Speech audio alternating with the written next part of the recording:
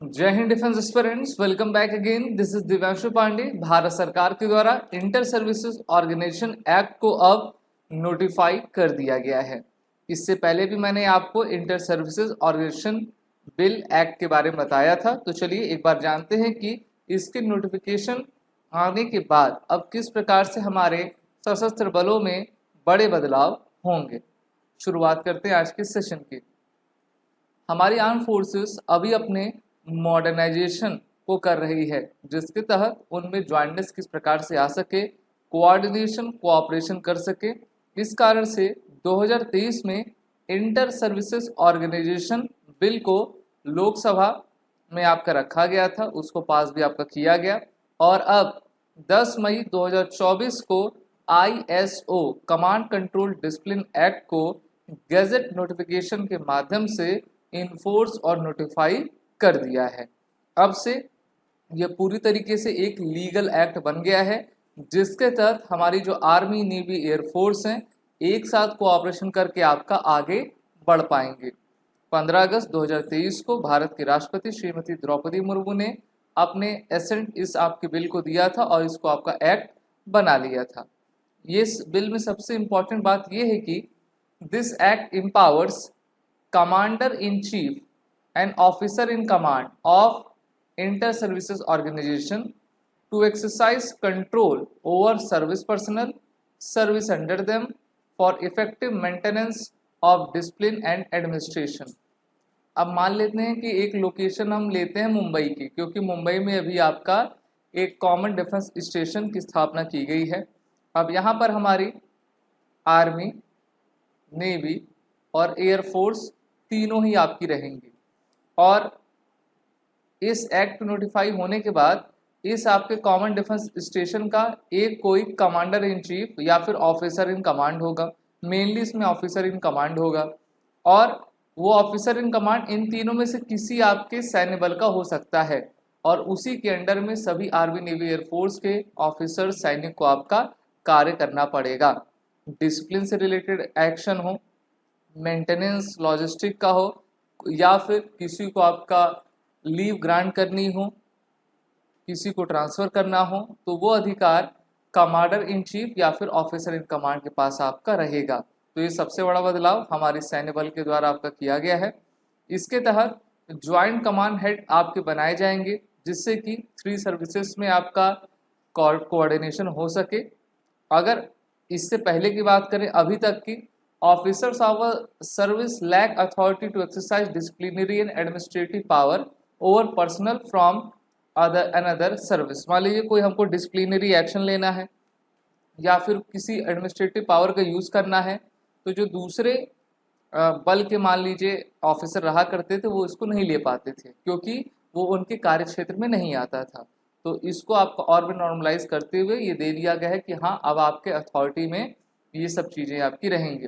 अब ये move matter क्यों करता है? उसका पहला कारण ये है कि the government says the lack of such powers has a direct impact on command control and discipline. It believes the law will help speed up disposal of case, save time, help better integrate the arm forces. तो काफ़ी इसमें आपके बड़े बदलाव हैं, salient features भी हैं। इसको पिछले साल भी मैंने आपको पढ़ाया था। इस बिल के माध्यम से commander in chief, officer in command ना, जो कि आपका स्पेशली एम्पावर्ड है सेंट्रल गवर्नमेंट के बिहाफ, वो अपने डिसिप्लिनरी और एडमिनिस्ट्रेटिव पावर का यूज़ करते हुए maintenance of discipline and proper discharge of duties of arm forces personal आपका ले पाएगा। अच्छा, अब इसमें किसको किसको अधिकार दिए गए हैं इस प्रकार के एक्शन को लेने के लिए? सबसे पहला, द कमांडर इन चीफ और officer in command means general officer, flag officer, air officer who has been appointed commander in chief of office in command as inter services organization। और यहाँ पर कहा गया है कि अगर मान लीजिए कमांडर इन चीफ एब्सेंस है, ऑफिसर इन कमांड आपके एब्सेंस है, तो उनके अनुपस्थिति में जो भी मौजूदा आपका इमीडिएट ऑफिसर है उसके पास ये पूरी पावर आपकी आती है और वो सही तरीके से उचित निर्णय आपका ले पाने में सक्षम रहेगा।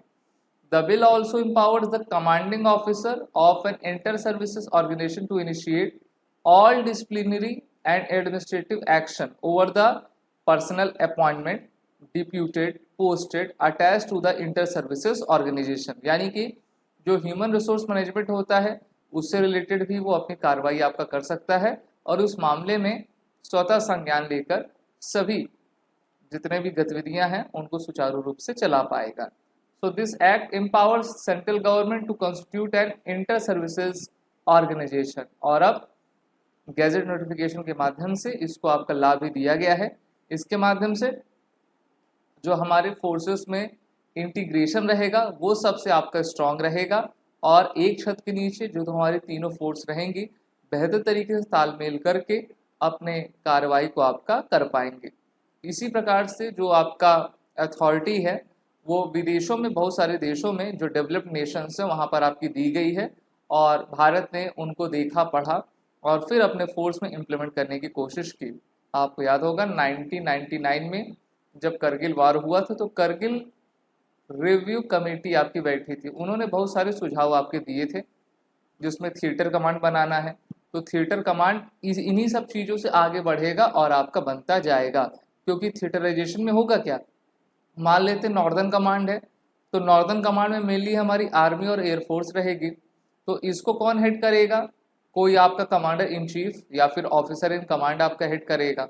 वो एयरफोर्स का भी हो सकता है, वो आर्मी का भी हो सकता है। तो उसके पास इस प्रकार की पावर तो ज़रूर होनी चाहिए। और अब ये जो बिल एक्ट आपका पूरे तरीके से बन गया है, इससे हमारी हमारी फोर्सेस का जो आपका बल है वो स्ट्रांग होगा और वो बेहतर तरीके से सिनर्जी और मोबिलिटी के साथ बेहतर कार्य आपका कर सकेंगे। अभी हमारे आर्म फोर्सेस के पास टोटल 17 कमांड्स हैं, तो 17 कमांड को भी आपका काफ़ी इंटीग्रेट किया जाएगा और उनको कम भागों में आपका बांटकर, भारत के 4 भागों में बांटकर उनको आपका ऑपरेशनलाइज भी धीरे धीरे किया जाएगा।